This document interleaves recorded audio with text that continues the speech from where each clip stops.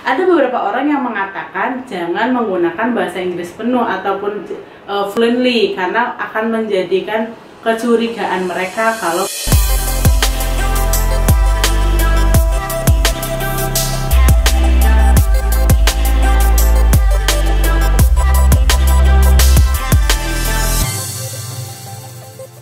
Sahabat Juara, balik lagi bersama saya Maflaha di Arena Lomba, berbagi informasi untuk Indonesia berprestasi.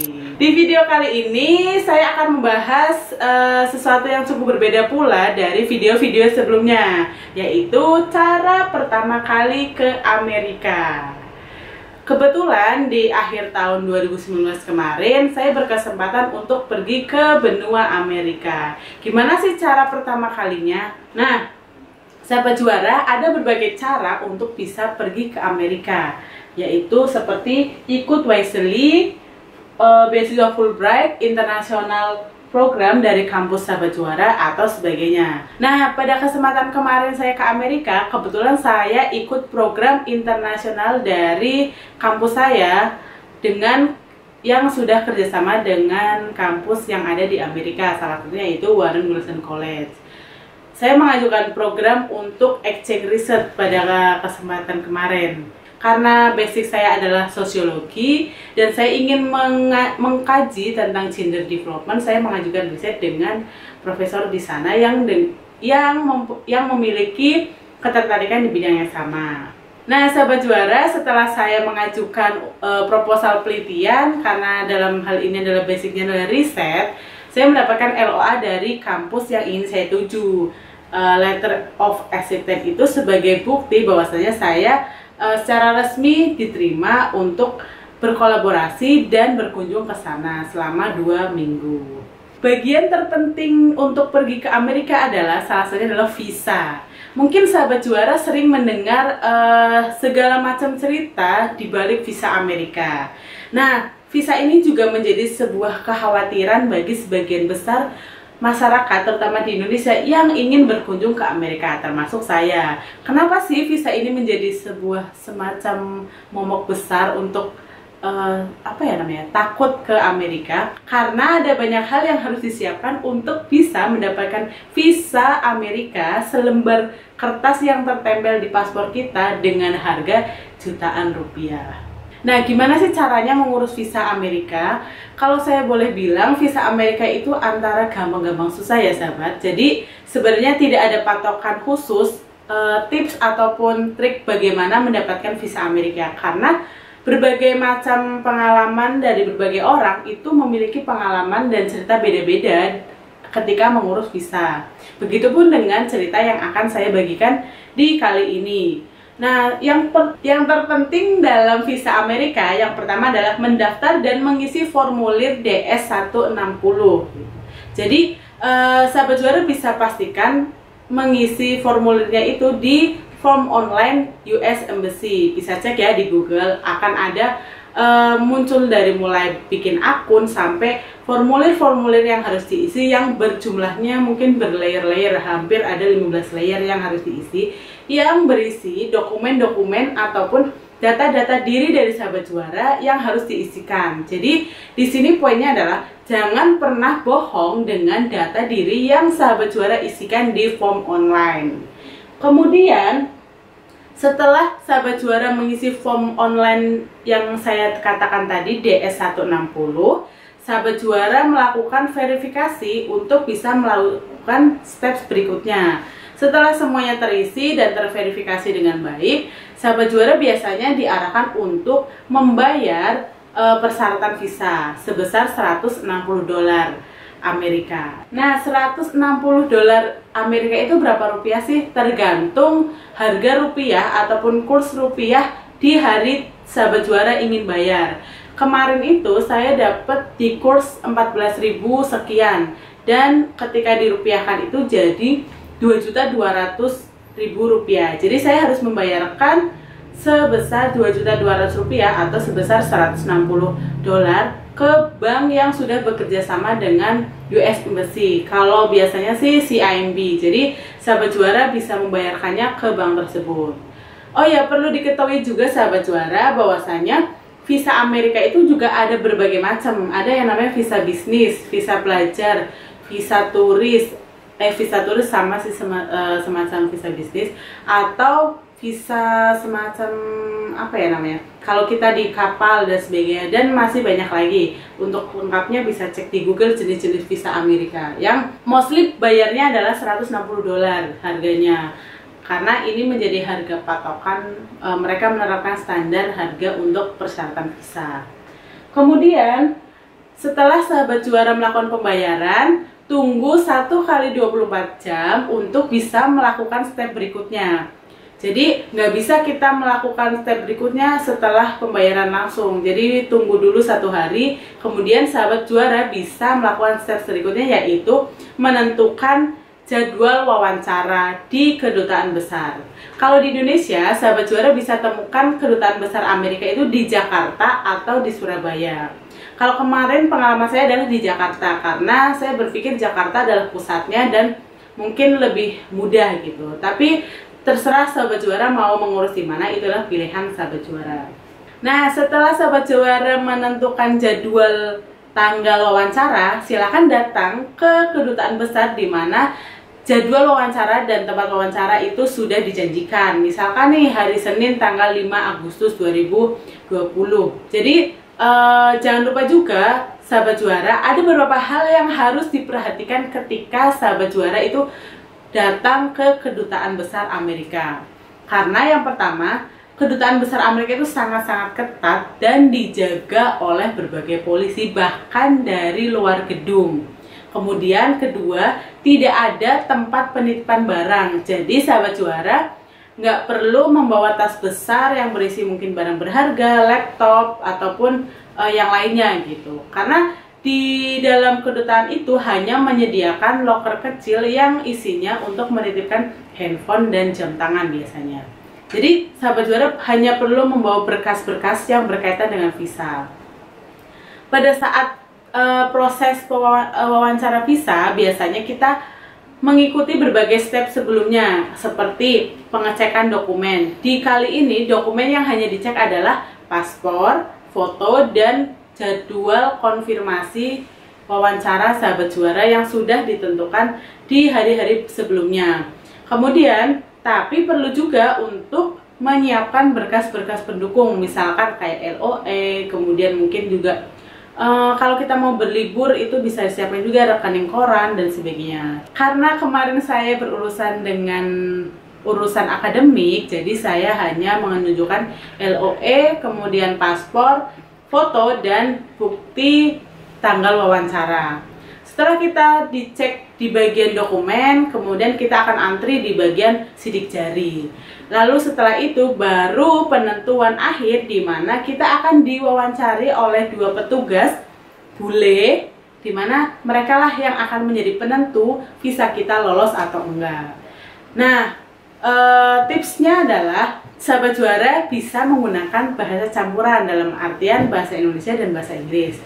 Ada beberapa orang yang mengatakan jangan menggunakan bahasa Inggris penuh ataupun fluently, karena akan menjadikan kecurigaan mereka kalau kita akan menetap lama di Amerika. Kemudian yang ketiga adalah jangan pernah berbohong dengan apa yang dikatakan ataupun apa yang ditanyakan oleh pewawancara. Jadi ada 2 macam pewawancara, yang satu akan bertanya-tanya kepada kita dan yang satu hanya bertugas untuk memerhatikan mimik wajah ataupun gestur tubuh kita. Karena kalau kita berbohong itu bisa kelihatan juga dari gestur ataupun mimik wajah yang kita tampakkan. Nah, setelah itu mungkin kurang lebih 5-10 menit, nggak perlu pakai lama. Mereka akan berdiskusi sebentar dan jeng-jeng, di akhir kita akan diberikan kemungkinan 4 kertas. Ada yang namanya kertas putih berisi congratulations, visa kamu lolos, kemudian atau bisa juga kita diberikan kertas kuning atau hijau, itu artinya ada berkas yang harus diverifikasi atau mereka perlu untuk mengkonfirmasi sesuatu hal mengenai keberangkatan kita ataupun dokumen-dokumen kita. Nah, ini kemungkinan lolos atau enggak. Dan yang terakhir itu kertas warna pink, artinya visa kita itu ditolak. Nah, sahabat juara, perlu diketahui juga kalau visa kita ditolak, itu kita tidak pernah tahu apa alasan dibalik ditolaknya visa kita. Karena hanya pihak kedutaan dan Tuhan yang tahu. Jadi memang mereka pun tidak menjelaskan apa kekurangan kita atau sebagainya. Yang jelas ketika visa kita ditolak, kita hanya perlu untuk mendaftar lagi dengan biaya yang sebesar $160 tadi gitu. Jadi poinnya adalah sebenarnya kalau pas saat wawancara benar-benar tunjukkan bahwasanya kita jujur, kemudian kita yakin bahwasanya memang kita akan berkunjung dan akan kembali ke negara asal kita, Indonesia, karena hanya untuk kunjungan singkat, misalnya untuk exchange research atau lain sebagainya. Nah, selanjutnya sahabat juara, kalau sahabat sudah dinyatakan lolos visanya, nah, sahabat juara perlu untuk menyiapkan tiket, menyiapkan diri, dan menyiapkan segala hal yang akan dilakukan selama di sana. Karena kebetulan kemarin itu saya perjalanan sendiri, di mana Amerika adalah sebuah negara yang sebenarnya awalnya tidak terpikirkan sama sekali di benak saya, tapi saya diberikan kesempatan untuk ke sana melalui beasiswa Global Challenge dari kampus saya. Ya mau nggak mau saya harus mempersiapkan segalanya. Nah, untuk persiapan berangkat, yang pertama jelas kita harus punya yang namanya itinerary atau jadwal perjalanan. Jadi saya susun selama 2 pekan itu saya akan ngapain, kemana, dan sebagainya. Kemudian beli tiket dengan low budget tapi karena kemarin saya full dari international office dari kampus saya, jadi saya tidak perlu memikirkan berapa banyak yang harus dikeluarkan untuk biaya tiket. Tapi memang tetap di range harga tiket murah sih. Kalau ke Amerika mungkin murah-murahnya 20 juta lah gitu. Nah, kemudian pelajari juga negara yang akan dikunjungi. Jadi sahabat juara, mungkin sahabat juara sering kali mendengar berbagai macam stereotip ataupun cerita-cerita tentang Amerika, kayak misalkan di sana senjata dilegalkan, jadi bisa aja ada tembakan nyasar, ataupun di sana mungkin kita sering mendengar berita tentang mereka kurang ramah dengan muslim, kemudian mereka cukup strict dan sebagainya gitu, dan berbagai bla bla bla bla yang lainnya. Nah, kekhawatiran itu pun Nah, berita-berita itu pun juga sempat membuat saya khawatir, karena kebetulan saya juga seorang muslim yang menggunakan jilbab.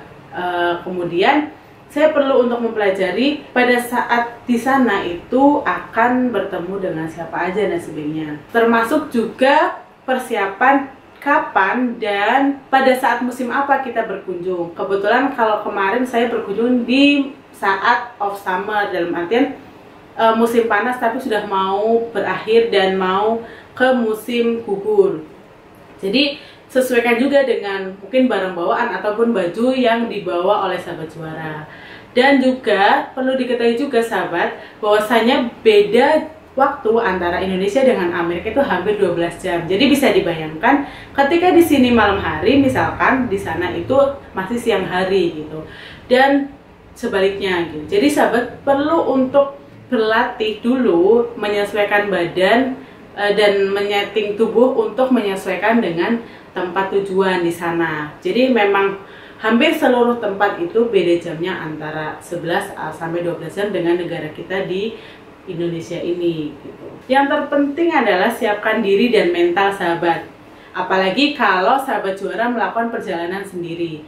Tapi tidak perlu takut, karena percayalah bahwasanya di setiap perjalanan itu akan ketemu orang baik. Asal kita yakin dan percaya, insya Allah kita akan dimudahkan jalannya gitu. Jadi sahabat juara, kalau sahabat juara punya kesempatan untuk ke Amerika dan seorang diri, lakukan aja gitu, jangan takut dan jangan karena mungkin banyak stereotip ataupun pandangan-pandangan tentang Amerika meruntuhkan keinginan sahabat untuk berkunjung ke negara ini. Jadi kemanapun ataupun ke Amerika bisa aja sahabat juara itu taklukkan. Oke sahabat juara, perlu ditegaskan kembali ya, bahasa Inggris untuk keluar negeri itu bukanlah modal utama. Tapi kalau sahabat juara ingin menguasai dunia, tentu kita harus menguasai bahasanya. Jadi bahasa Inggris itu penting, tapi bukan menjadi penghalang gitu. Nah, kalau untuk ke Amerika, sahabat juara mungkin terbiasa ya dengan belajar bahasa Inggris di negara Indonesia dengan aksen Amerika dibandingkan British. Nah, kalau sahabat juara berkunjung Amerika, sahabat juara bisa benar-benar menemukan seperti yang misalkan di video ataupun di biasanya kita mendengar di soal-soal TOEFL ataupun soal-soal ketika kita ujian nasional kalau di sekolah. Itu memang aksen mereka itu cenderung lebih jelas dibandingkan aksen Inggris gitu. Jadi bahasa Inggris itu penting, tapi perlu diingat juga bahasa Inggris bukan yang menjadi modal utama sahabat juara ke Amerika. Karena saya pun juga bahasa Inggrisnya masih biasa aja, masih taraf, masih belajar gitu. Nah, selanjutnya sahabat juara, seperti mungkin kalau sahabat juara ke negara-negara lainnya, sama ketika ke Amerika pun jangan lupa untuk berkunjung ke tempat-tempat yang ikonik. Bukan apa-apa sih, bukan untuk pamer ke sosmed kita atau sebagainya, tapi bisa belajar dari bangunan-bangunan ataupun tempat-tempat yang kita kunjungi tadi gitu. Kenapa sih ada patung Liberty di Amerika? Apa sih sejarahnya? Kenapa sih kita misalkan berkunjung ke gedung White House misalkan gitu? Apa sih sejarahnya? Kenapa dinamakan White House misalkan? Jadi sahabat juara bisa belajar banyak hal ke tempat-tempat yang sahabat juara kunjungi di sela-sela kegiatan utama. Jadi kalau saya itu kemarin exchange research, tapi saya juga berkesempatan untuk berkunjung ataupun menjelajah di beberapa tempat seperti saya melakukan hunting foto, ataupun saya sempat juga hiking di namanya Mount Mitchell di daerah North Carolina di Amerika. Nah, selanjutnya yang paling jelas adalah temukan pelajaran di dalam perjalanan. Pasti teman-teman ataupun sahabat juara menemukan value baru ataupun pembelajaran baru ketika sahabat juara melakukan perjalanan ke luar negeri. Kalau saya kemarin ke Amerika, karena saya melakukan perjalanan sendiri, saya menemukan berbagai macam nilai kehidupan yang sampai hari ini saya pegang, seperti jangan pernah takut untuk melakukan perjalanan kemanapun, karena dimanapun akan ada orang baik yang menolong kita. Kemudian yang kedua adalah jangan pernah khawatir, karena kekhawatiran itu hanya ada di kepala kita sebelum kita benar-benar membuktikan kenyataannya gitu. Kemudian yang ketiga, percaya aja dengan apa yang ditetapkan oleh Allah dan sebagainya, atau Tuhan, teman-teman sahabat juara semuanya. Oke, sampai di sini video kali ini, cara ke Amerika pertama kali. Jangan lupa untuk like, subscribe, komentar, dan tekan tombol loncengnya untuk mendapatkan informasi-informasi menarik di channel ini. Terima kasih, bye-bye.